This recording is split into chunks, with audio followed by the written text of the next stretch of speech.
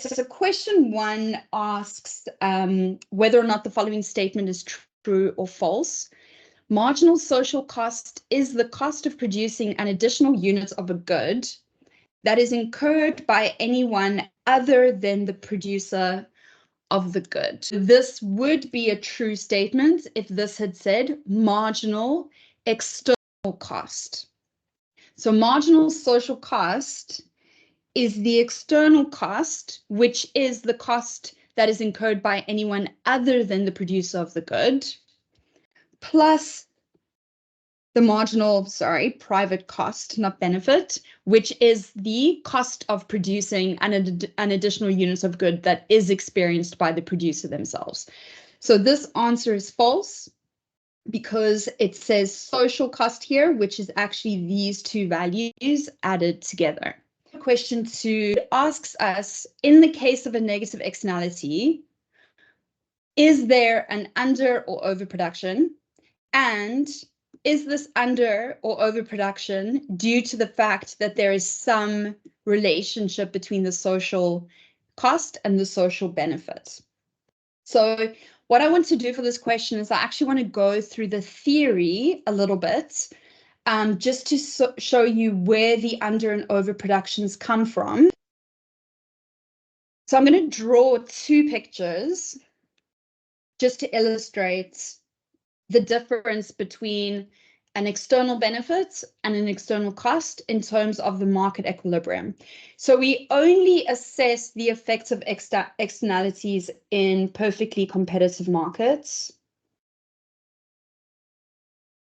And that's the same with the price floor, the price ceiling, and the tax.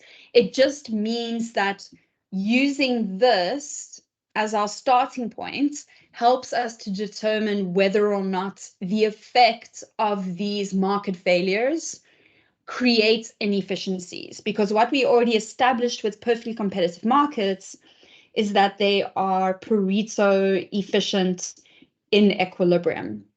And so this is the benchmark that we use to look at all types of market failures. So we are only ever going to be dealing with competitive markets when we look at externalities. Okay, so we have price and quantity, and based on what we've done up until the idea of externalities came into the picture, we said that a competitive market finds equilibrium where demand and supply intersect. So we said that the market finds competitive equilibrium when the market clearing price brings the quantity demanded and the quantity supplied together. And we then argued that this equilibrium is efficient because all gains from trade have been exploited, and so we are maximizing total surplus in this market. What we now introduce is the concept of a private versus a external versus a social benefit. So demand represents the willingness to pay of our consumers, and so it measures the marginal private benefit. It tells us what is the benefit that consumers derive from consuming this good, which then tells us what their willingness to pay is. So somebody is only going to be willing to pay a price for a product if they perceive themselves to be deriving some benefit from consuming that good. And they'll pay the maximum price according to that benefit that they derive. So demand is the marginal private benefit. Supply is the marginal private cost because it tells us what is the minimum price that sellers are willing to accept, and that's according to their marginal cost. So the cost of producing each unit. If I now draw this picture for a negative production externality, what I'm saying there is that when this product is produced, it creates this extra cost that doesn't fall onto this producer. And so there's going to be a social cost, which is going to be the private cost plus the external cost. And so there is going to be a marginal social cost curve that lies above the marginal private cost curve. And this is the MPC plus the MEC. Now, just to keep things simple, I've drawn this so that the MEC is more or less constant for each unit that is produced and sold. In this picture, I'm going to draw a positive consumption externality. Okay, so in this case, we have a private benefit. We have a marginal external benefit. So when people consume this product, they generate external benefits for others who weren't directly involved in this consumption. And so we have an MSB curve that lies above the MPB. And again, I've drawn the size of the MEB to be constant just to keep the analysis really simple. So in this example here, this is where the market is going to want to end up. And in this example here, this is where the private market is going to want to end up. We define the socially optimal outcome as the one where MSC equals MSB. In other words, where all of the social costs at the margin equal the social benefits at the margin. If we look at this picture here, at the market equilibrium, this here is the MPB, and with no external benefit, this is also the MSB. At this equilibrium, the social cost exceeds the social benefit. And so we end up with this deadweight loss over here. So when there is a negative externality, there is an inefficient overproduction. If the market was socially optimal, it would produce here where the MSC equals the MSB. So there is an overproduction in this market. And at this overproduction, the MSC exceeds the MSB. And so the answer is C. So quite a few of you did say the answer is C, and that is absolutely correct. In the case of a positive externality, this is where the market would be socially optimal. So this would be the efficient outcome for society.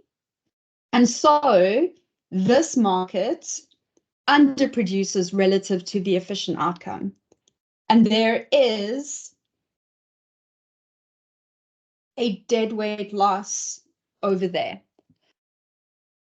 And the reason why there is a deadweight loss is because at this equilibrium outcome, the MSB now exceeds the MSC.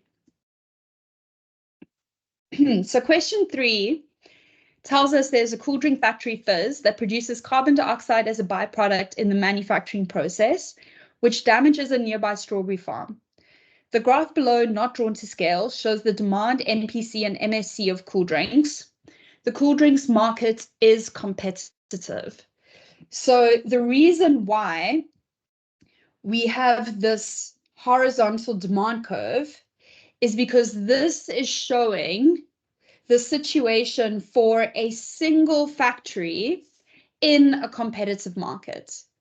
And what do we know about individual firms in competitive markets is they are price takers, which is why they have to take the market price, in this case, 5,000 as given. And this horizontal line set at the market price represents their demand. Demand represents the marginal private benefit because demand shows us the willingness to pay of our consumers. Now, in this question, they told us nothing about an external benefit. And so what we can assume then is that this marginal private benefit is also the marginal social benefit of this firm, because they aren't generating any external benefits. So there are no external benefits to the consumption of this factory's cool drink. Okay. Now, the reason why I add all this information is because it's going to help guide us in the equilibrium quantity if the market is unregulated, and then a Pareto efficient quantity. So if this firm is left to its own devices, in other words, its goal is to profit maximize. So again, yes, demand is also MR. If this firm is left to its own devices, how many cool drinks is it going to produce? So 17,000 is where the marginal private cost, so the marginal cost equals the marginal revenue, or the MPC equals the MPB. Yes. Okay, so the firm is going to produce where it profit maximizes. So it is only going to consider its private costs and the private benefits of its consumers, which gives it its marginal revenue. Okay, so it's going to produce 17,000. So the answer to A is 17,000. What would the Pareto efficient quantity of cool drinks be? This is going to be the efficient outcome, because that is where the full social cost is being equated with the social benefit. Okay, so we find Pareto efficient quantities where MSC equals MSB. The quantities that would be produced without any regulation, so with only profit maximization and utility maximization as the goals in this context, is where MPC equals MPB. Okay, then question C is introduced with some additional information. It says, suppose that the strawberry farmer is bearing the cost of the pollution, and she complains to her local municipality. Consequently, the government decides to regulate the cool drink market, and they impose a tax on the cool drinks produced by Fizz. So here's our regulation. What is the optimal Pigouvian tax per can of cool drink that the government should implement? Okay, now Pigouvian tax is named after French economist Pigou. And what he argued was as follows. He said that if we can create a specific tax, so a per unit tax, in other words, we're going to tax the same amount per cool drink. So if we can figure out what is the optimal per unit tax, that would make the factory choose to produce this amount. So at the moment, the factory is going to choose to produce 17,000 because that's what profit maximizes. What we learned in the later parts of Unit 7 and 8 is that if we tax a producer, we shift the supply curve up by the value of this specific tax. So the specific or per unit tax shifts the supply curve up vertically by the value of the tax, so that we move from this equilibrium to this equilibrium over there. So what we're trying to do with this tax is we're trying to get the firm from producing this amount to producing this amount. So we want to move them from that equilibrium to this equilibrium.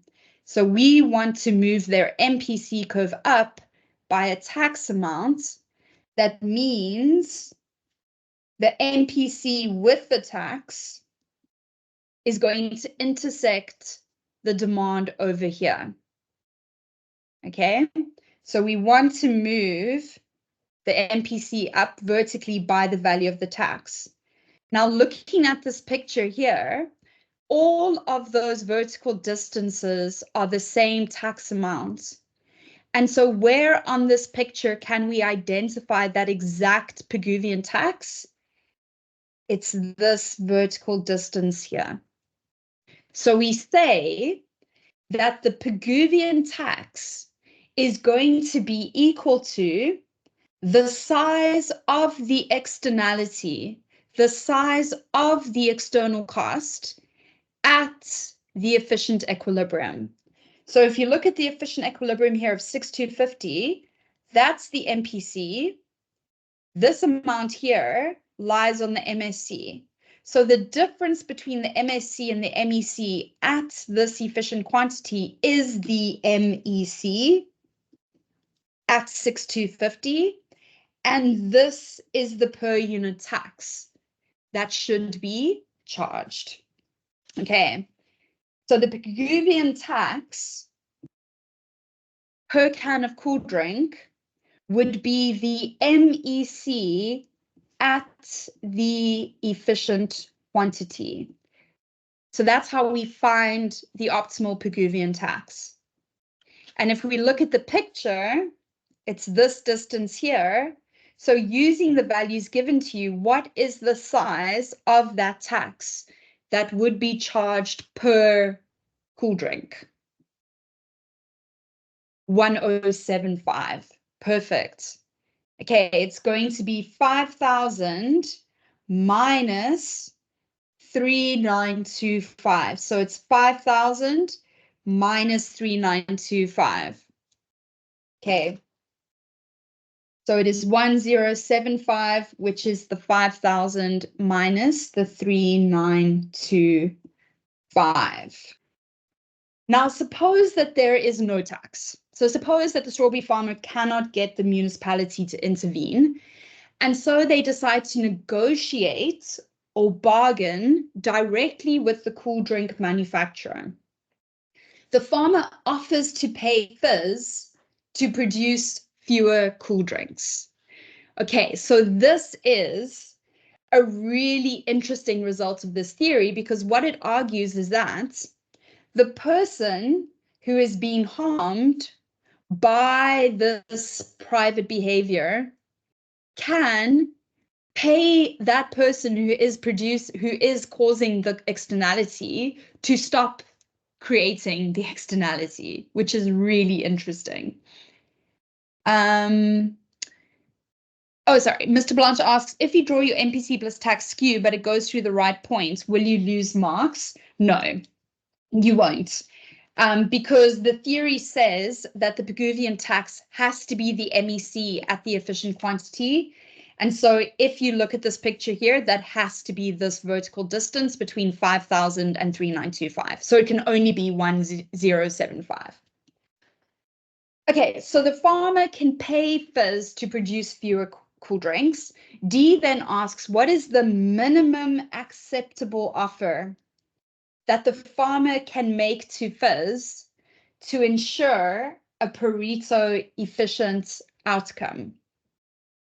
Okay, so what is the minimum acceptable offer?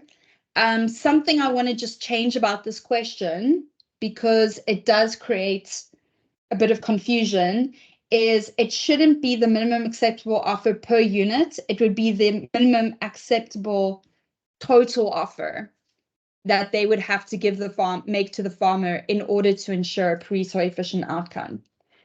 So what we need to recognize in the picture is the follows. This is where the producer wants to be. Why? Because this is what maximizes their profit. If the producer was told to produce 6250, what we would then say is that this producer would lose this much on each of the units that they would no longer be producing. So each of these units between 6250 and 17,000 could be sold for 5,000, and each of them have their own marginal cost of being produced. What this purple area represents are all the marginal profits that could be made on these 1,750 units. Okay, sorry, 10,750 units. Yes. So what we end up with is a situation in which forcing the producer to cut their output from this point to this point here risks losing them profits on each of those units.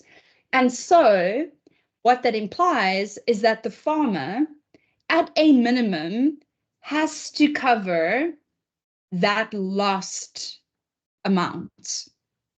Okay, does that make sense? So if you're forcing this producer to produce fewer units, you are taking all of those profits, those marginal profits that could have been made on each of those cool drinks away from that producer. And the only way you're going to negotiate that change is if you are going to cover those losses. So we then have to work out the area of this triangle. And so the area of that triangle is going to be half times base times height. So the base of this triangle is 17,000 minus 6,250, which is 10,750. And the height of this triangle is that 1075 that we just calculated. And so the answer we get when we calculate the area of that triangle is 5778125. Awesome. And I'm going to put it in rand terms because the question is in rands. This would also be rands. Yeah, the per units is a mistake in the question. So if we think about what this question says, as it originally stood, what is the minimum acceptable offer per unit?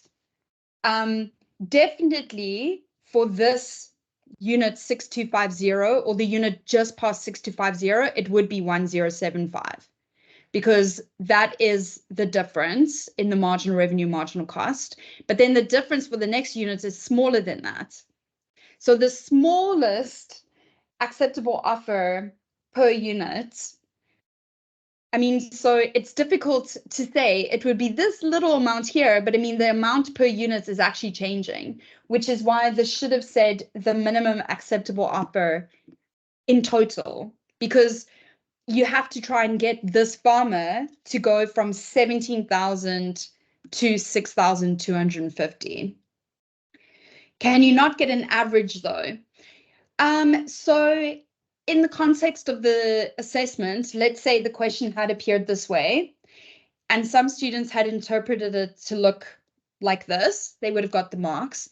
If you had interpreted it that it would be 1075, you would have also gotten the marks, because that is the largest marginal loss that would be made if you forced this firm to stop producing 17,000 and rather produce 6,250. Okay, then you could have also calculated an average. So this type of question where the framing or the phrasing of this question is a little bit unclear would allow for multiple answers as long as you're using sensible economic theory to get to that answer.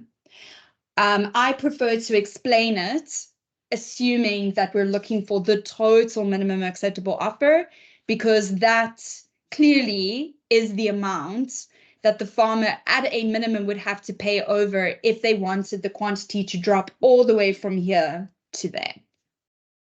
Okay, so please know that if there is any kind of ambiguity in an assessment question, we do mark leniently because we have to take into account that it was probably ambiguous.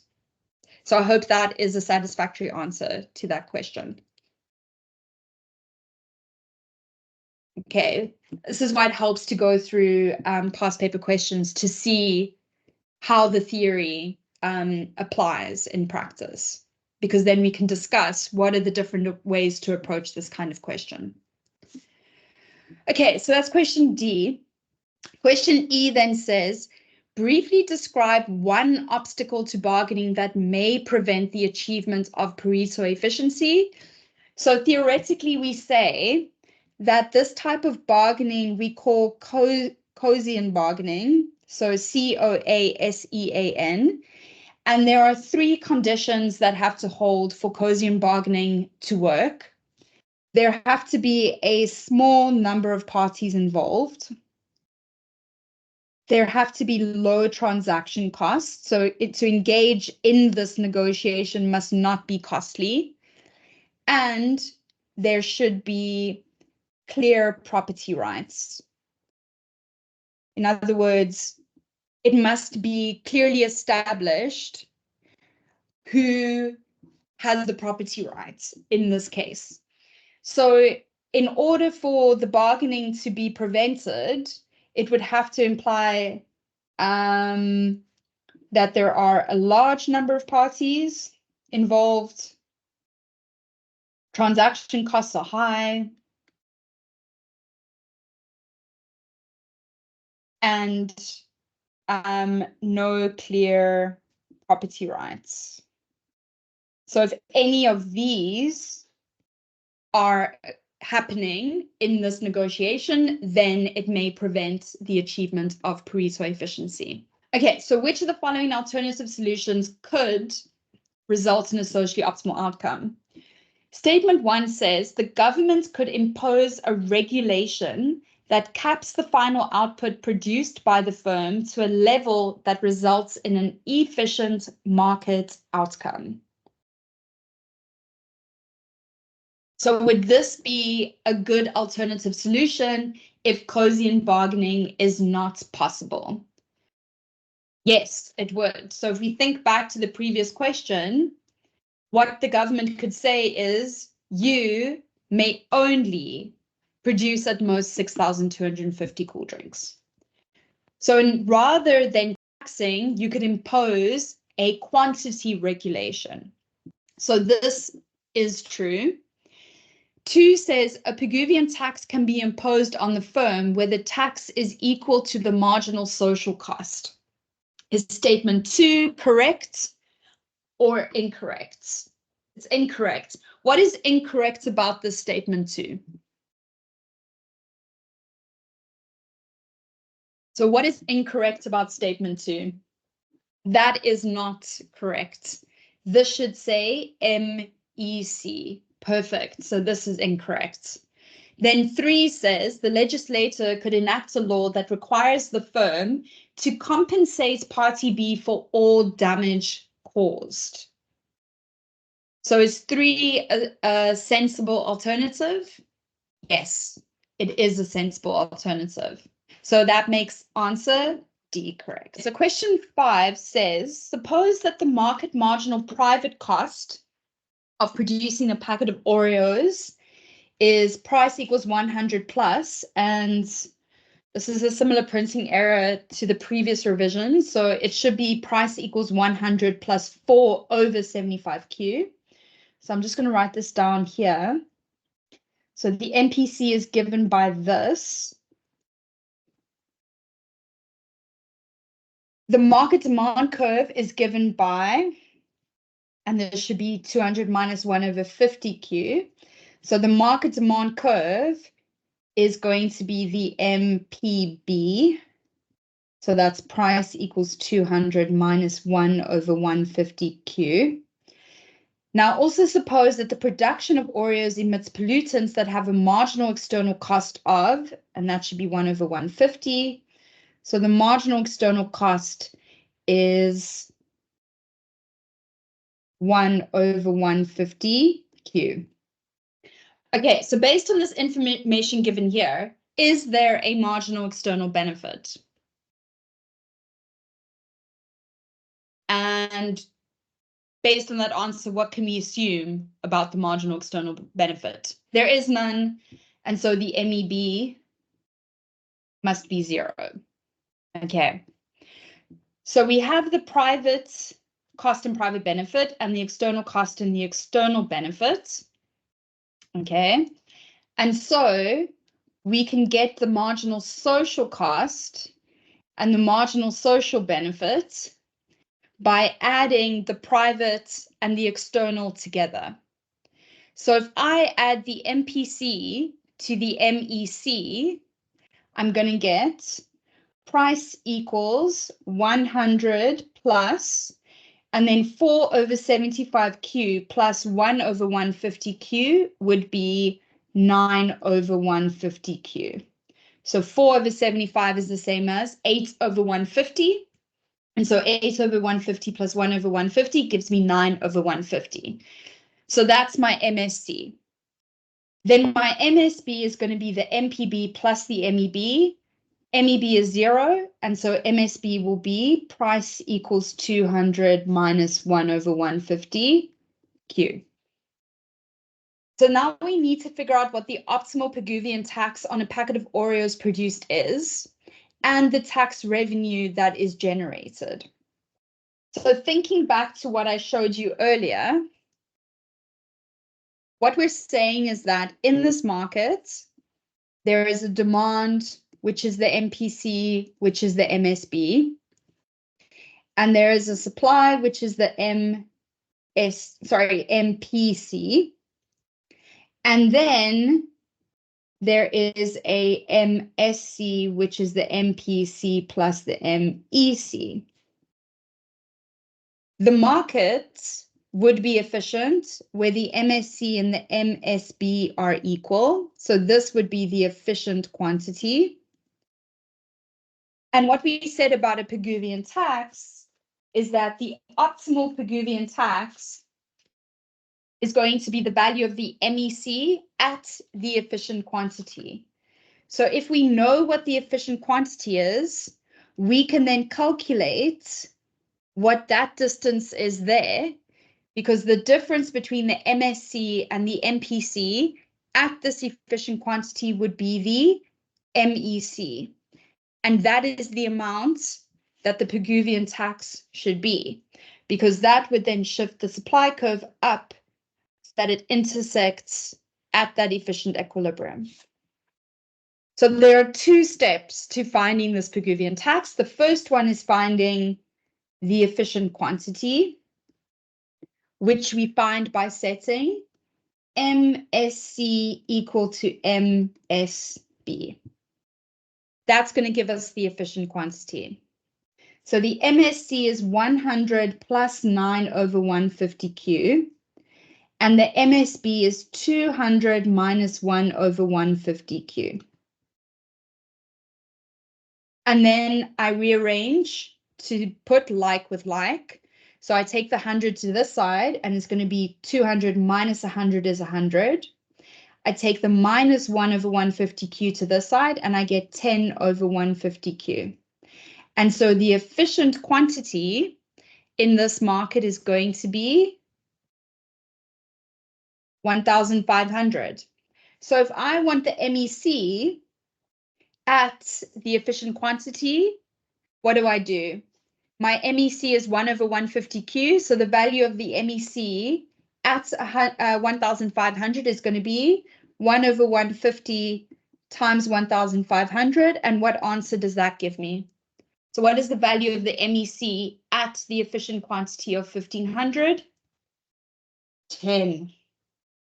Okay, so this distance here, if this is 1,500, this is 10. And so the optimal Pigouvian tax on a packet of Oreos produced is 10. And so which answer is correct? It's going to be B. And I can also confirm the second part of the questions that says a tax revenue of what? So the tax revenue is going to be, if 10 Rand is charged per unit, and that means that the supply curve of this firm shifts up by 10 to intersect demand there. So it's going to pay 10 Rand per packet in tax, and it's going to produce 1,500 units. And so the tax revenue would be 15,000 because that's 10 Rand times 1,500.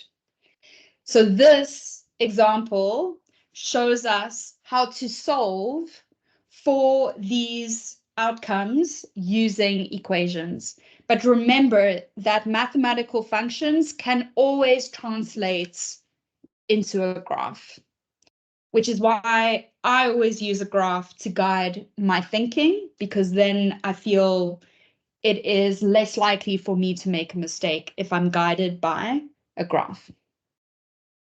Okay. And this leads directly into question 6, which is a very simple true and false question that says, Pigouvian taxes shift the external costs borne by society to the producers of these externalities. Is that a true or false statement? Pigouvian taxes shift the external costs onto producers. That is true. So this is the typical solution to a negative externality, which is a tax. I'm going to now move on to question 7, which flips things slightly, where we have positive externalities, and now the solution is a subsidy.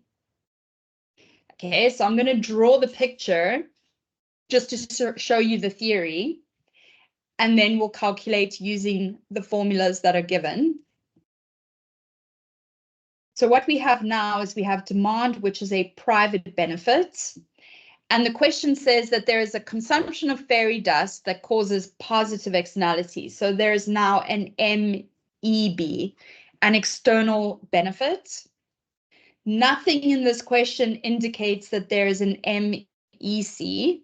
So we then assume that the MEC is 0. So we have the demand, which is the MPB. And we have supply, which is the MPC. Because there is no MEC, we can say that this MPC is also the MSC. And then there is an external benefit to consumption. And so there is an MSB curve, which lies above the MPB, and this is the MPB plus the MEB. So if the market doesn't take account of these positive externalities, it's going to produce over here, where the private benefit equals the private cost. So this is going to be the outcome that the market will be drawn to. But the socially optimal, efficient outcome is where the social cost equals the social benefit. So it's going to be over here. So this is the efficient quantity. So we see with an externality that is positive, there is an underproduction. How would a subsidy get us from this quantity to this quantity over here? So a tax shifts the supply curve up. A subsidy shifts the supply curve down because it brings down the cost of production to the private producers. And so what we want is for the supply curve to shift down until it intersects demand over there at the efficient quantity. So we want the subsidy to move us from here to here. And so the subsidy that's going to get us that result will be that distance over there. So just as the tax at the efficient quantity is going to be equal to the MEC, it's the same thing here. The subsidy that is required is going to be the size of the MEB at the efficient quantity. So this distance here is the difference between the MSB and the MPB, which is the external benefit. Okay, so it is the same idea as a tax, but in reverse. Does this make sense? So I started with the tax because that is something you've already seen in Unit 7 and 8. And when it comes to a subsidy, what we're trying to do is, instead of increasing the cost to producers, we're trying to decrease the cost to the producers. Okay. So can you explain again, please? Okay, so this is where the market will choose to produce, because that's where the private cost and the private benefits are the same. This is where the market should produce if it is efficient, because that is where the MSC equals the MSB. So this is the quantity that we want to be produced. How can we get the producer to move from here, so this quantity to this quantity here? We can bring down the cost of their production. So we can give them a subsidy, and that subsidy is going to shift their supply curve down. And we can shift the supply curve all the way down until it intersects the demand curve. So what we're saying is, okay, if you want to produce here, which is under production, right? How can we get you to produce here?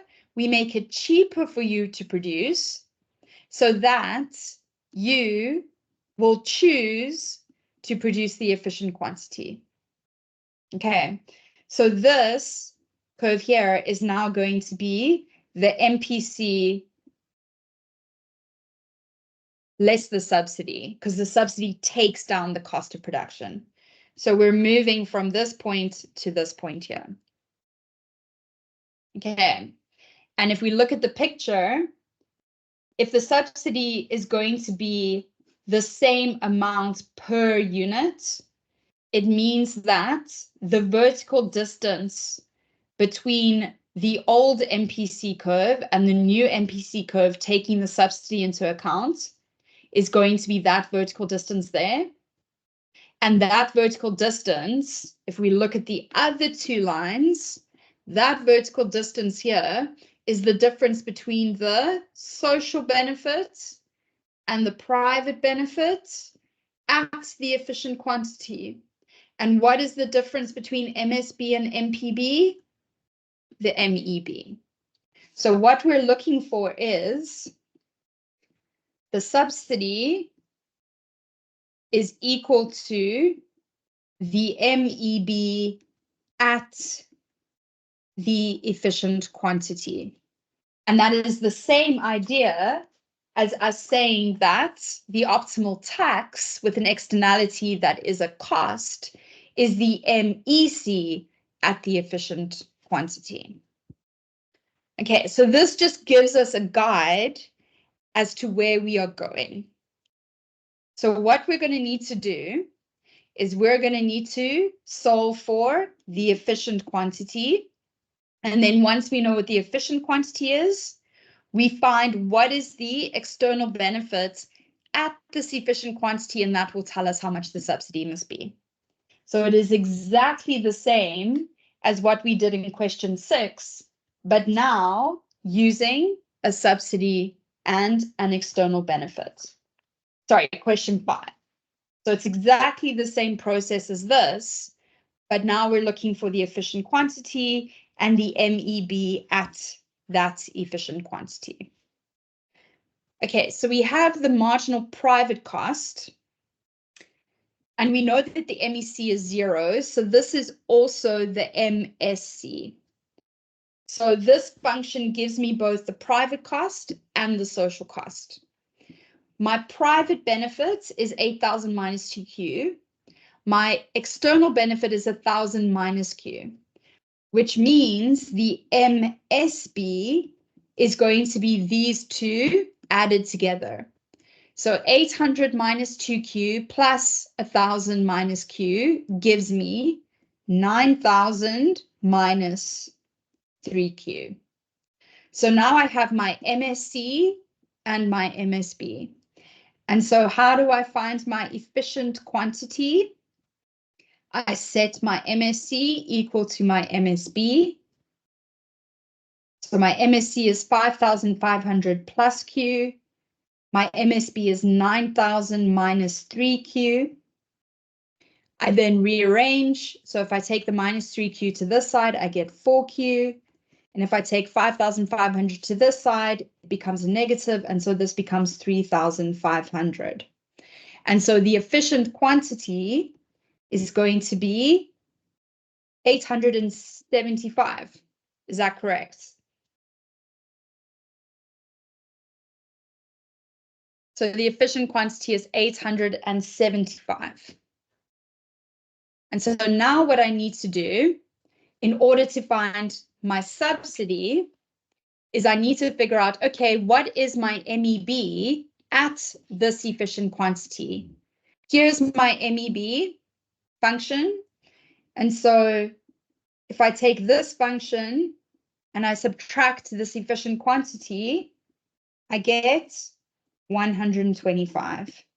And so the subsidy that should be applied per unit is A. So what we get given is a scenario in which the Flotsams and the Jetsams are neighbors. The Flotsams like to have loud parties, while their neighbors, the Jetsams, suffer harm from the noise. What we get given below are the marginal private cost and the marginal private benefits of parties to the Flotsams, as well as the marginal external cost of the parties. So when the Flotsams have a party, they have a private cost because they're going to have to provide food and entertainment for their guests. But they do so because they derive some benefit from having a party. Then there is an external cost, which is the cost of the noise to their neighbors, the Jetsams. Question A then asks, how many parties per month will the Flotsams choose if they can freely choose without legal or social restrictions? Okay. So if the only thing that is having to be considered are the private benefits and costs to those holding the party, how many parties would be chosen by the Flotsams, and how do we get to that answer? So someone says 4, someone says 1, or, oh, so maybe that was a typo. 4, awesome. So 4 is the correct answer. How do we find that? So as long as the benefit that you derive from the party exceeds the cost, you will have the party. So the first party costs 40, but the benefit is 101. You're having that party. The second party costs 50, but it gives you benefit of 91. You're having that party. 60 is smaller than 81. You're having that party. 70 is smaller than 71. You're having that party. Now, when we get to 5 parties, it costs more to hold that party than the benefit it brings. And so party 5 would not be held. 6 as well, 7 as well. So the choice of the Flotsams would be 4 parties.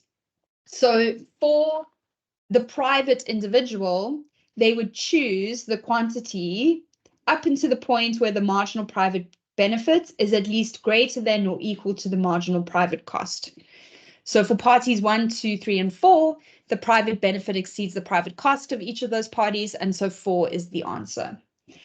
Okay, now what is the socially optimal number of parties? So what do we mean by socially optimal?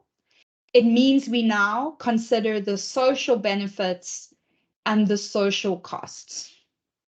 So in the context of this question, what is the external benefit of this party? What can I assume about the external benefits based on the information provided? Awesome, 0. Always 0. There's no external benefits. Okay, so the marginal social benefits will be the same as the private benefits because there are no external benefits. What is the MSC? We calculate that by adding the MPC and the MEC. So for party number 1, the social cost is 80.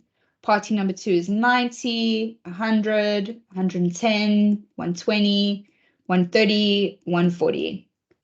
So using this information, what is socially optimal? How many parties would be socially optimal?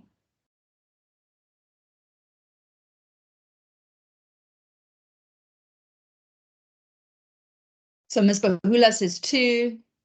Ms. Rampedi says 2. Yes, 2 is the correct answer. If I look at my MSc versus my sorry, this should be MSB. Apologies for that. So if I look at my MSc compared to my MSB, the first party costs the social less than it benefits. The second party still has a marginal social cost that is smaller than the marginal social benefit. But then the third party has a larger social cost than the social benefit. And so the optimal number of parties is 2. Okay. Yes, so this should have been MPB and MSB. I made a typo there. Okay, so because the MEB is 0, the MPB and the MSB are the same. Right, so 4. So this is what the flotsams would like. And this is what would be socially optimal.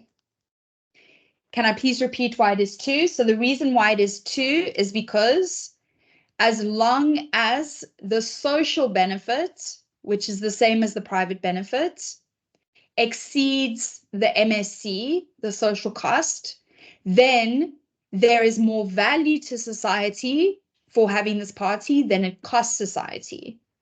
Okay, so the first party costs 80, but has a benefit of 101. And so they would have the party. The second party costs 90 and has a benefit of 91. And so it makes sense to have the party.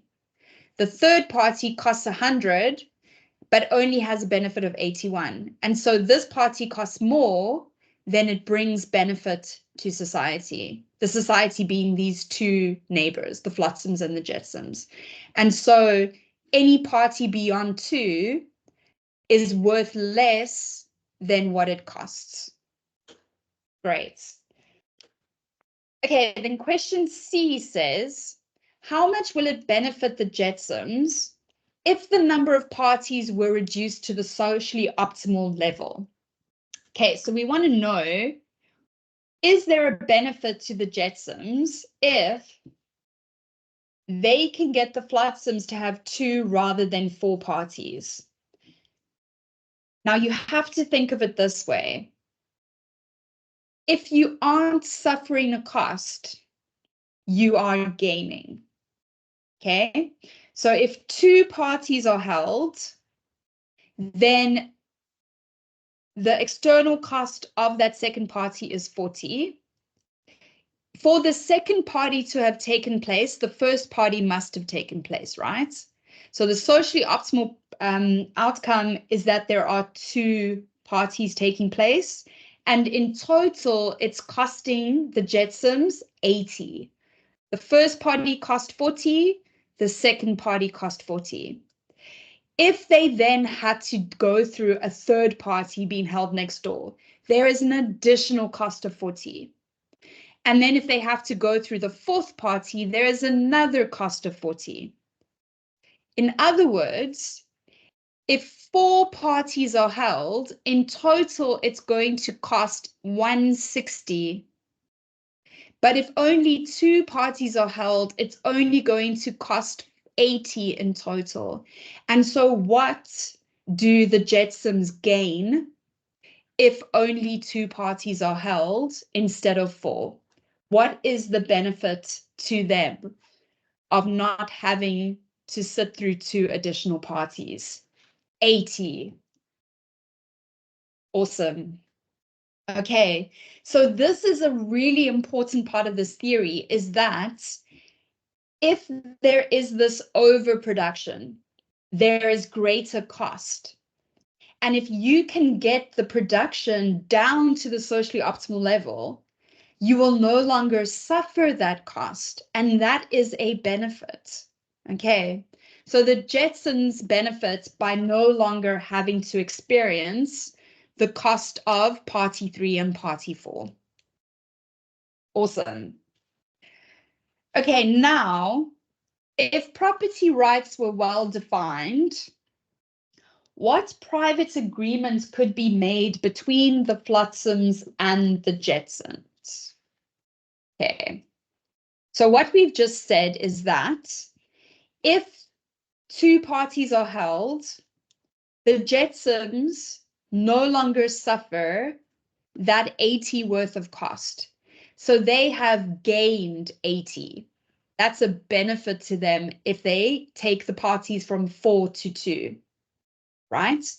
In other words, they could pay the Jetsons, sorry, the Flotsams are the ones holding the party. They could pay the Flotsams as much as 80 to not throw parties.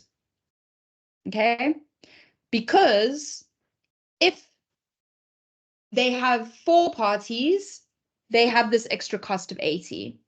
If the Flotsams only have 2 parties, they're saving 80. And so essentially, they have 80 that they could use to prevent this more costly outcome from occurring. So they could pay as much as 80. Why would they not pay more than 80? They wouldn't pay more than 80 because 80 is the maximum benefit they get if they cut the parties from 4 to 2. So that is the maximum amount of benefit that they have to pay their neighbors not to throw 2 extra parties.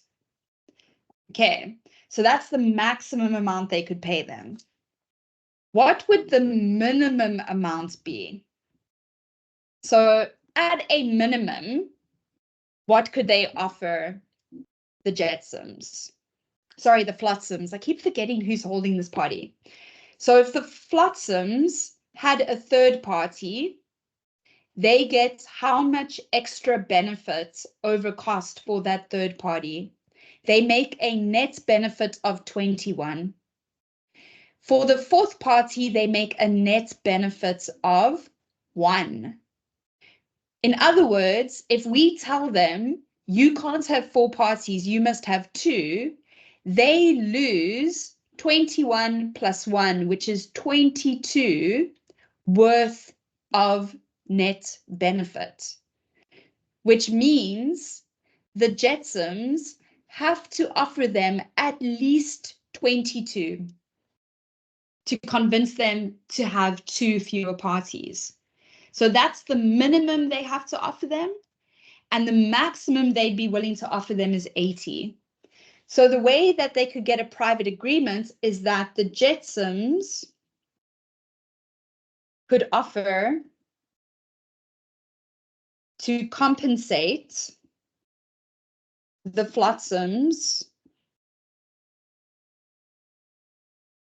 any amount between 22 and 80. So 22 is the benefit the Flotsams lose when they only have 2 parties instead of 4. And 80 is the benefit that the Jetsons make when the Flotsams have 2 parties instead of 4. And so any amount between those 2 values would be enough to convince the Flotsams to have only 2 parties. Do you have to give the minimum and maximum amount, or could you just say 80? you could just say 80. As long as the value you give is anywhere between 22 and 80, that fits the theory. Okay, so if you had said 100, it wouldn't be correct because they would never pay more than 80. And if you said 10, it wouldn't be correct because you have to cover at least lost benefit of 22. Perfect. So this is exactly the same theory as the physical drink factory. It's exactly the same theory as this, but in a slightly different form. So this explains how do we get bargaining between two private parties. There has to be some compensation, and that compensation must at least match what these people lose, and at most can only be what these people gain. Okay, so that's question 8. Then the last question is question 9. And I see we are a little bit over time, so I'm going to try and go through this in as much detail as I can, because what I did want to do here is just explain the 4 typologies of good in an economy. So the 4 broad categories of good. So the question says pure public goods are non-rival and non-excludable, true or false? So non-rival means that when somebody consumes this good, it doesn't limit others from benefiting from the consumption of that good. Non-excludable means that there is nothing that is preventing somebody from accessing that product. So for the most typical type of exclusion that you could have in a market is a price. If you aren't willing and able to pay the price, then you're not going to be able to access the good. So these are the two concepts that we use to define goods. So a good is non-excludable if no one can be prevented from using it. So it would be excludable if it is possible to prevent somebody from using it. Non-rival means that if one person consumes this good, it doesn't diminish the benefit to somebody else.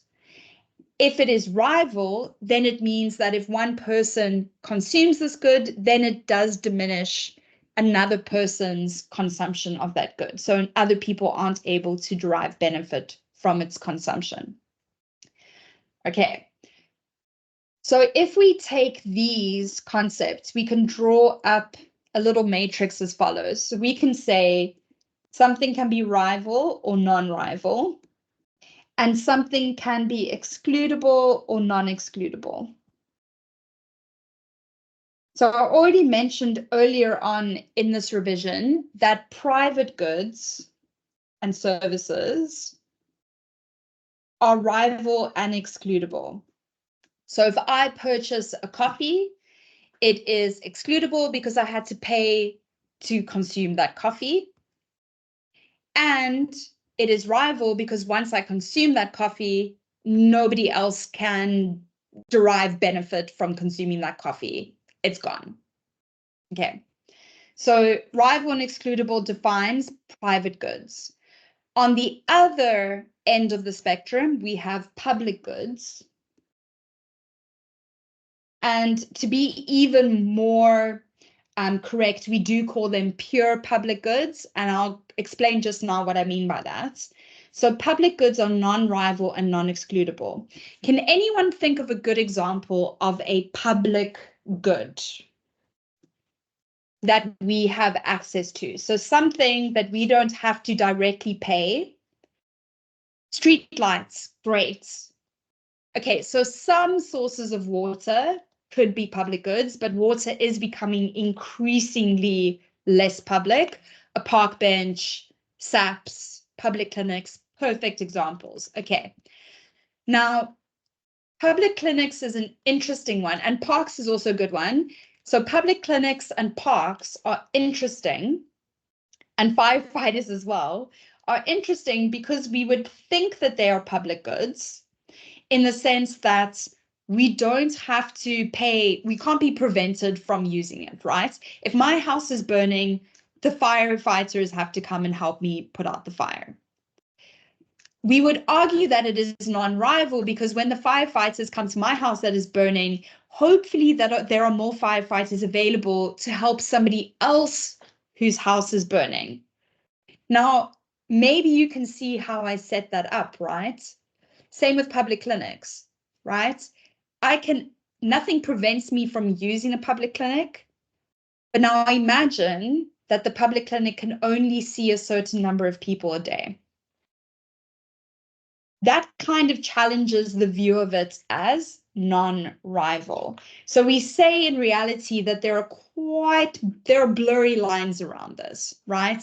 So public goods are, yes, in theory, things like firefighters, public clinics, the police, park benches, etc. But I think the non-rivalry of these things are being challenged over time as more people need to access them. Parks is also interesting. So if it's a public park, then it would be a public good. But what if it is a park that you have to pay to enter?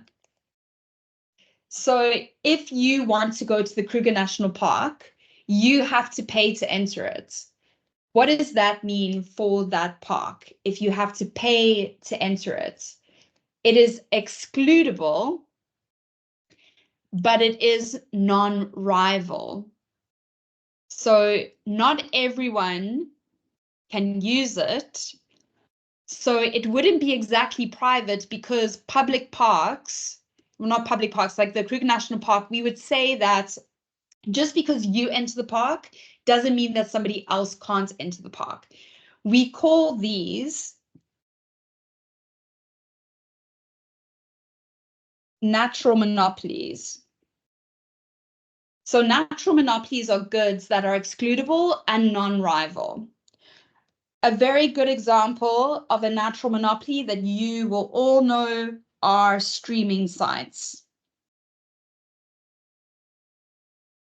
You have to pay to use Netflix, but does your use of Netflix prevent others or diminish the amount available for other people to consume it? So you have to pay to use Netflix, but does you using Netflix diminish the amount of Netflix subscriptions available? No. So that is a natural monopoly. And then the last type of good, which is non-excludable and rival, we call common resources. Or club good. No, these are club goods. Sorry, natural monopoly are club goods. That's the other term we give to them. So common resources. Do we also say pure natural monopoly? No, you can just say natural monopoly.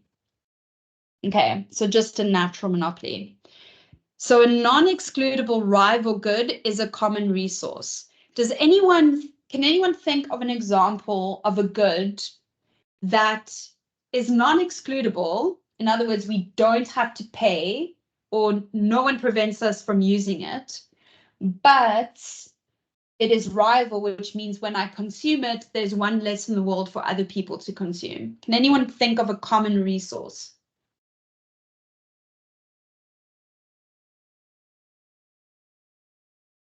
Electricity, food banks, a public pool. A public pool is a great one.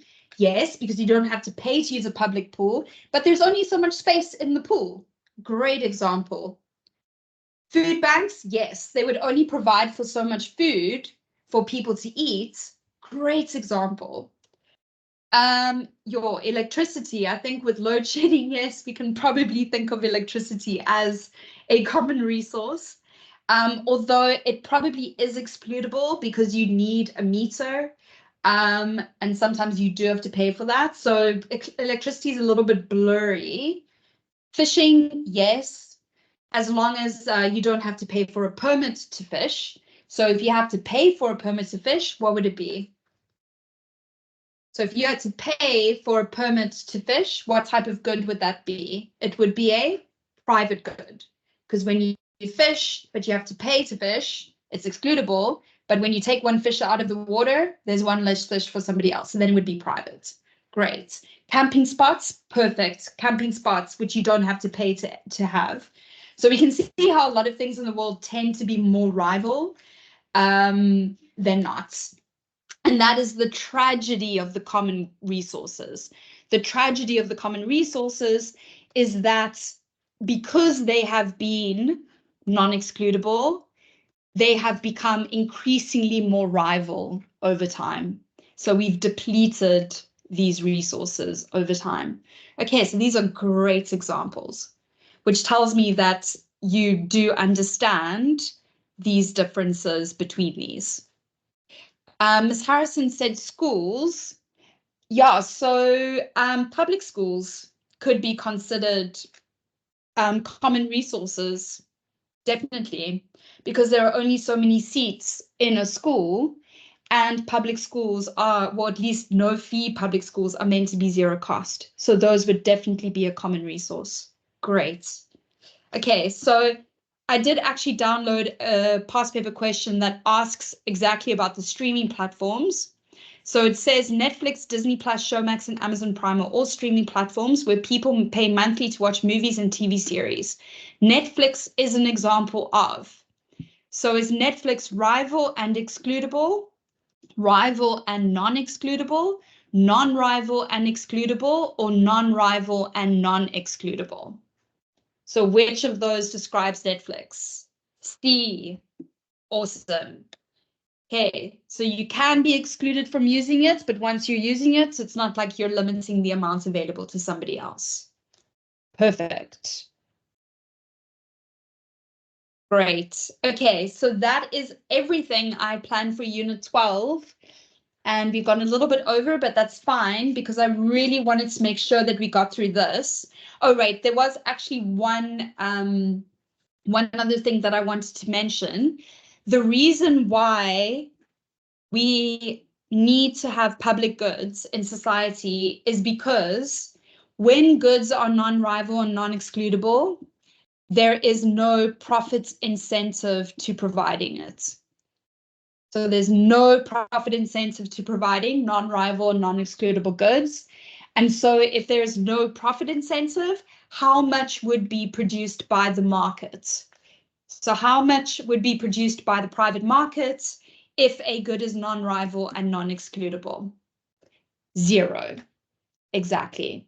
And so when we have non-rival and non-excludable goods, none would be produced by the private market, which is why they then have to be publicly provided.